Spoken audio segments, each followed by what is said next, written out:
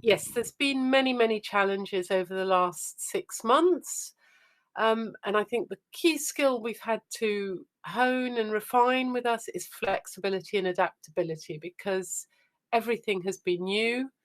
We've been lucky. We were providers of live and online education. So we already had in our teams a grasp of online and digital. So I count us lucky, but we've had lots of challenges. And I've identified two, which were my key challenges. And I think the first one is faculty availability. Faculty normally, when they go to a conference, they get their ticket, they get on the plane, and when they get on the plane, they're 100% focused on the meeting that they're going to and on the networking they're going to do there. But we're now competing. Faculty are participating in virtual events from their offices, their home offices, sometimes their clinics. And so they're still able to take a clinical call, a virtual call. They've got their patients, which rightly so should be their priority. Yet we're asking them to carve out 2-3 hours a day to give this educational event. It's really difficult for them, and it's difficult for us to get that dedicated time. And so we have to be flexible. We'd love a whole day's event, but it's just not reasonable. We need to plan our events so that our faculty can still meet their clinical commitments, which in many cases have doubled, or they've been reassigned, or their teams have been reassigned to COVID. So we've had to be flexible about how can we help our faculty to commit when they are doing the education with us 100% and fit around their clinical commitments. So I think that's been a really, really big challenge. And then the other challenge is learner engagement. You know, our learners are sitting in front of their computer all day. Yes, they've got their kids and their dogs in the background, or their cats, but that's not the main thing. The main thing is they have social media, emails, their other job, and again, their clinical commitments. And it's trying to get that engagement for an hour.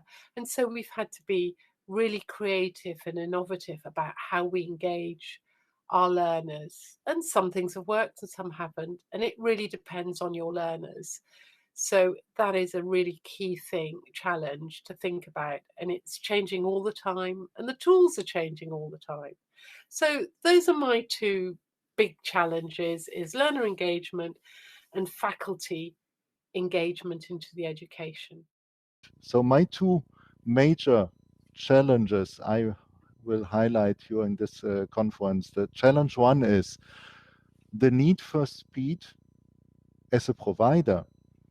And I think there's a law in the digital transformation process, and this law says digital transformation will only happen if a process becomes faster using the digital technology. And I think in regard to medical education, that seems to be true. And even as a CME provider who is offering 90% in digital formats even before the pandemic, we felt as a provider that we have more workload, a lot of process change, and that all in a shorter period of time that keeps us really busy to catch up with the new speed of medical education or to support medical education. So that's my challenge as a provider. And challenge two, the digital competence, or call it digital literacy of the educators, the faculty.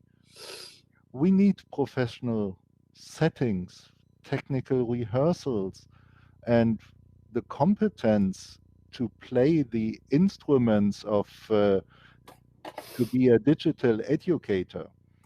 And I think that is even more than using the same set of PowerPoint slides we had in the lecture hall and then putting these slides on the conference platform and show them during the webinar.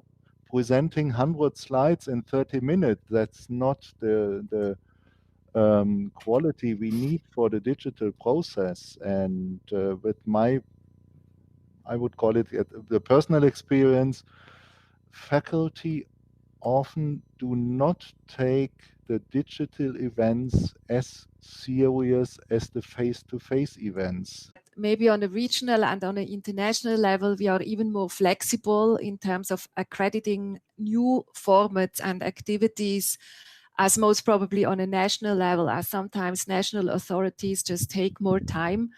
And there was a general sense that somehow there are many more formats and activities around as before, and that was one of the challenges that we have been discussing. So how can we cope with maybe having a lot of flexibility on a regional and international level, but not so much maybe on a national level?